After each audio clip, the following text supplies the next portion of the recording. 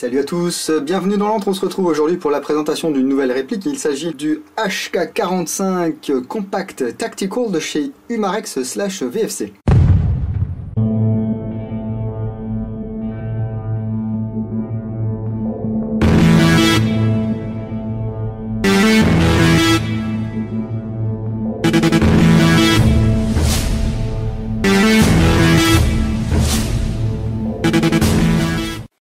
Je remercie avant tout toute l'équipe de Sport Attitude qui m'a fait parvenir cette réplique.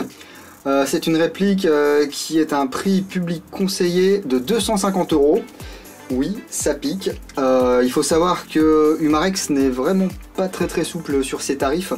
Umarex, a priori, se tape complètement de l'airsoft, hein, c'est vraiment peanuts pour eux.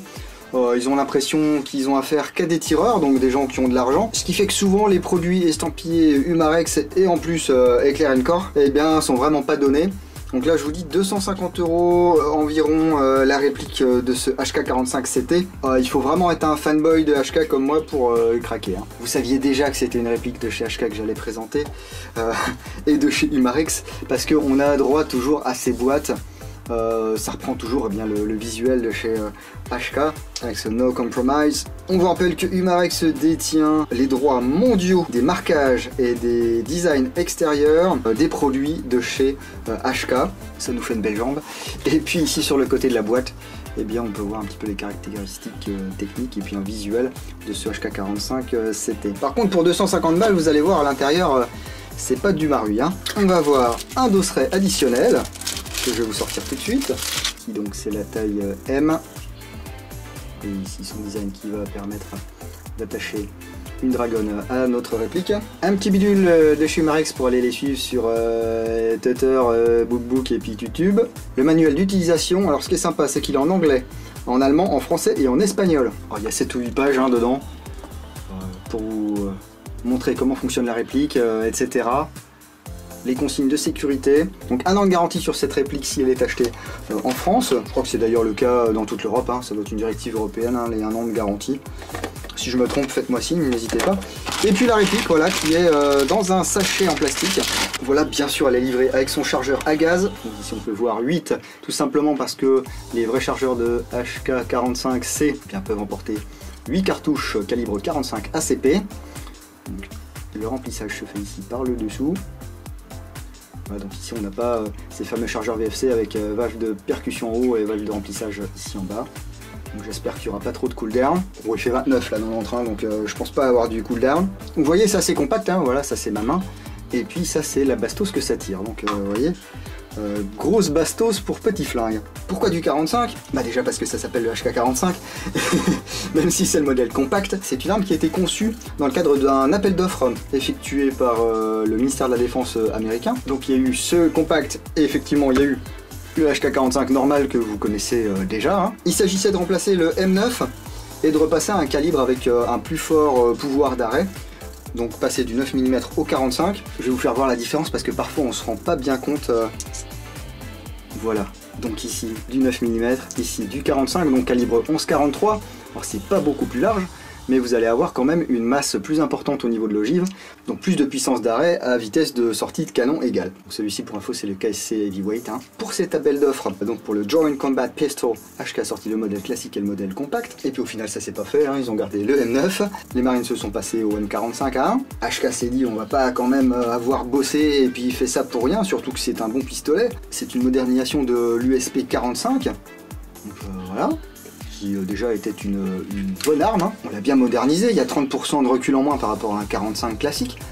On va quand même pas mettre ça à la poubelle. Donc ils ont proposé ça d'une part aux forces de l'ordre. Bien entendu il y a des unités spéciales qui utilisent du HK45 au niveau de certaines armées. Et puis si vous êtes tireur de loisirs maintenant ou tireur sportif, eh bien vous pouvez acquérir un HK ou un HK45. Ce que j'ai d'ailleurs fait il y a quelques mois maintenant. Et je peux vous dire que je suis tout à fait content de ce HK45. Là on va parler d'airsoft. Alors on n'aura pas 8 cartouches de 45 ACP, mais on va avoir 20 billes de 6 mm dans ce chargeur à gaz. Il est relativement massif, ce qui fait que vous allez pouvoir embarquer une charge de gaz assez intéressante. Je vous parlerai de l'autonomie dans la review complète sur l'antre le blog. Umarex s'est associé une fois de plus à VFC pour cette réplique de HK45C. Donc on va avoir des matériaux et un aspect très sympa. La carcasse est en polymère. On va pouvoir remarquer que le grip a un design différent de celui du HK45 classique. Je vais reprendre la réplique.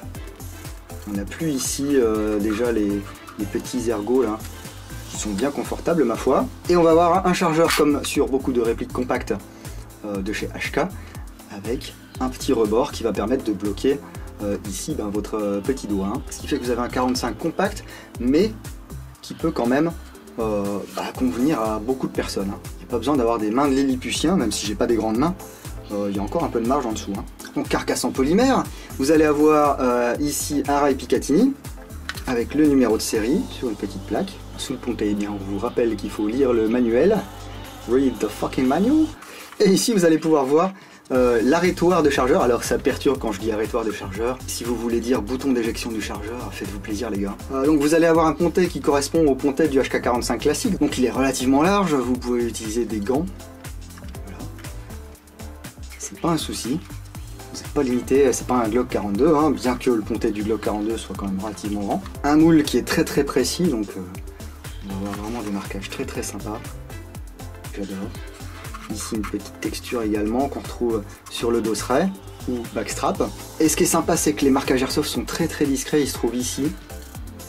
Voyez. Au lieu d'avoir ici les marquages HK, Made in Germany, etc. Et ben, vous allez avoir 6 mm Baby, plus le petit F là pour l'Allemagne.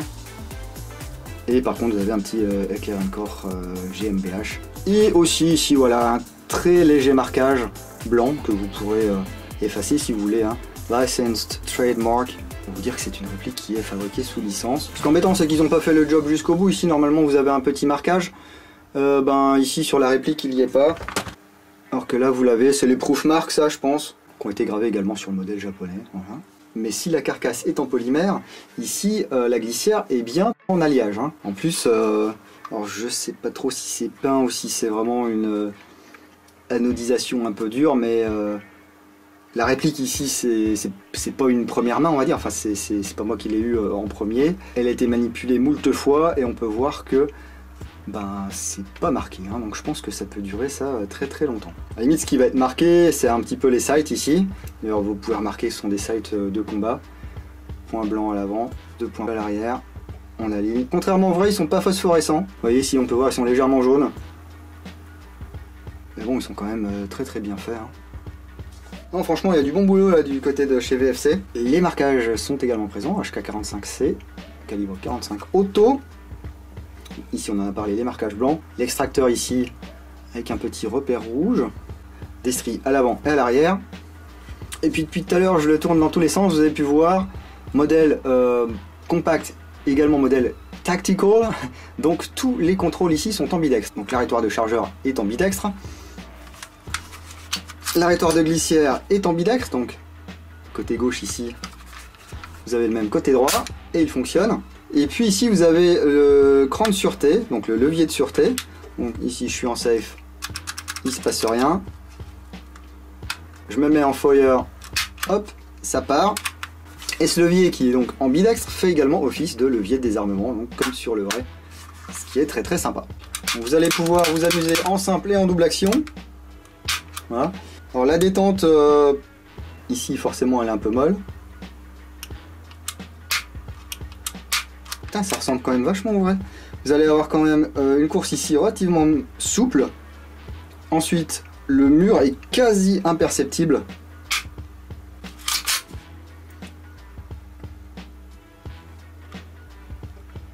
Ouais, par contre, le reset est quasi imperceptible. Ouais, on l'entend quasiment pas, on le sent quasiment pas. Donc ça peut être un petit peu pénible si vous êtes vraiment dans la sensation. Et puis donc qui dit modèle tactique, dit canon externe fileté. Alors le modèle n'est pas livré avec une protection de filetage. J'ai mis un moment à m'en rendre compte, enfin il a fallu que je regarde les photos sur internet et surtout la photo sur la boîte. Parce qu'au début je pensais que je l'avais paumé. Donc j'ai cherché partout, j'ai tout remué, enfin c'est un truc de fou. C'est du 16 mm horaire, donc vous allez pouvoir mettre votre modérateur de son. Par exemple de MK23 ou des choses comme ça. Bon, je suis pas fan de ces gros modérateurs de son là parce que du coup ça ressemble plus à rien. Je suis vraiment déçu que Marui ne fasse pas le silencieux de leur modèle Tactical en spare, parce que je pense que je m'en serais pris un. Tout simplement parce qu'il doit être long comme ça. Donc c'est un petit peu plus sympa. Niveau visuel, c'est un peu plus intéressant. Puis ici j'ai la bague du coup que j'avais subtilisée à mon FNX 45, qui peut tout à fait se monter ici sur le HK45 compact. Et puis ça protège effectivement le filetage. Je pense que je mettrai ça là-dessus quand j'irai en jeu. Donc on va regarder comment ça kick avant de monter ça. Hop, pas de billes, non. De toute façon j'ai des lunettes. Bon, il fait chaud mais c'est quand même super sec. J'ai mis du green gas là-dedans. Il y a un gros cylindre à l'intérieur de cette réplique. Je crois qu'il fait 17 mm de diamètre. Et vous voyez ici, c'est vraiment bizarre. Enfin, faut être fan de ce genre de détente, hein. Moi ça me dérange pas du tout. Enfin, à vrai dire, il y a quasiment aucune détente qui me dérange. Moi, tant que ça tire, ça me va. Mais si vous êtes quelqu'un qui marche beaucoup au tactile, la détente de ce HK45C vous fera peut-être pas forcément plaisir. Donc pour le démontage, ça se passe comme pour les autres. Ici vous avez un repère. On chasse l'arrêtoir de glissière. Hop, on balance la glissière vers l'avant. Ici vous pouvez voir la mécanique. Alors ça ressemble beaucoup à ce qui se fait sur KSC, KWA. VFC m'étonnera toujours. Je ne comprends pas pourquoi ils ont fait ça. Mais bon. Donc ici la glissière, c'est relativement lourd. Hein. Au début, parce que comme je lis pas les manuels, moi, vous savez bien, hein, personne ne lit le manuel de sa réplique. Je me suis dit, tiens, le hop-up il est là, c'est rigolo, il y a une roulette de réglage et tout. Et en fait, il n'y a pas besoin de démonter la réplique pour régler le hop-up. Tout simplement ici, par la tige guide, on va prendre un tournevis et puis tourner. Voilà, d'un côté et de l'autre. Et ça va influer sur le réglage hop-up. Magique, non? Par contre, là où c'est un petit peu lourd, c'est que lorsqu'on va vouloir démonter la réplique, eh bien, il faut l'enlever, cette tige guide. Le problème, c'est qu'elle est enfoncée plus ou moins en force dans le bloc hop-up, donc au début, c'est un petit peu chiant. Vous voyez, là, je galère un petit peu. Voilà, j'ai réussi. Hop. Donc, vous voyez ici, vous avez cette pièce un petit peu en demi-lune. Eh bien, elle va venir s'insérer dans le bloc hop-up. Là, vous allez pouvoir retirer eh bien, le reste. Bon, il y a un peu tout qui vient. Voilà. Mais ne vous en faites pas, ça fonctionne. Hein. Et ici, donc, on va voir ce gros nozzle avec ce gros cylindre qui fait donc 17 mm de diamètre. Donc c'est bien et c'est pas bien. C'est bien parce que vous allez avoir vraiment beaucoup de gaz qui va passer là-dedans. Mais c'est pas très bien parce que vous allez avoir vraiment beaucoup de gaz qui va passer là-dedans. Donc peut-être plus de cooldown, mais bon, au moins il est cylindrique, hein, c'est pas comme la forme toute bizarre des VP9 ou des FNS9, des choses comme ça. Le canon externe ici, donc vous voyez, il y a le joint torique comme sur les vrais canons de HK45. Je vous montre ici, voilà, au bout du canon, vous avez un joint torique qui va caler tout ça en fait, donc c'est sympa. Il n'y en a pas de rechange, c'est dommage. Et puis ici, l'énorme bloc hop-up, donc vous voyez, vous avez la tige guide qui va rentrer ici, donc qui va tourner, qui va faire tourner cette molette, qui va faire tourner a priori une autre molette, voilà, qui va faire du coup votre réglage. Alors je vous rassure, ça reste compatible pièce Tokumaru, hein, que ce soit le canon ou le joint de hop-up, hein, ce type VSR10. On verra ça un petit peu plus en détail concernant le diamètre et tout dans la review écrite sur l'entre-le-blog. Donc vous voyez là, votre HK45C, vous pouvez faire un petit nettoyage, un petit graissage, ça prend 2 minutes à démonter. Hein. Je vous dis, le plus chiant c'est vraiment cette tige qui, quand c'est neuf, il faut prendre un petit tournevis et puis venir la dégager lentement du bloc hop-up. On va remonter ça. Pour le remontage, il va falloir tomber en face, ce qui est jamais facile lorsque vous êtes derrière une caméra en fait.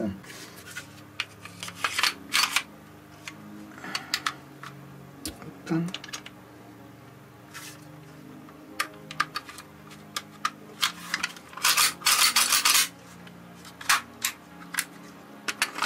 Parfait. Il y a un deuxième dosseret, je vous en ai parlé tout à l'heure.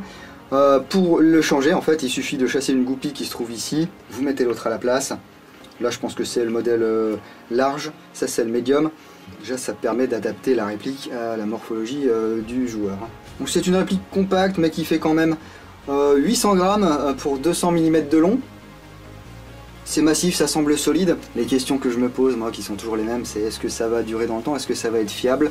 Est-ce que le hop-up va être efficace? Est-ce qu'il va pas y avoir trop de cooldown? Si vous voulez des infos très intéressantes, vous avez toutes les vidéos consacrées au HK45C qui ont été faites par Badabing. Alors, Badabing, c'est un Britannique qui a une chaîne YouTube et qui fait pas mal de bricolage sur du GBB, sur du GBBR.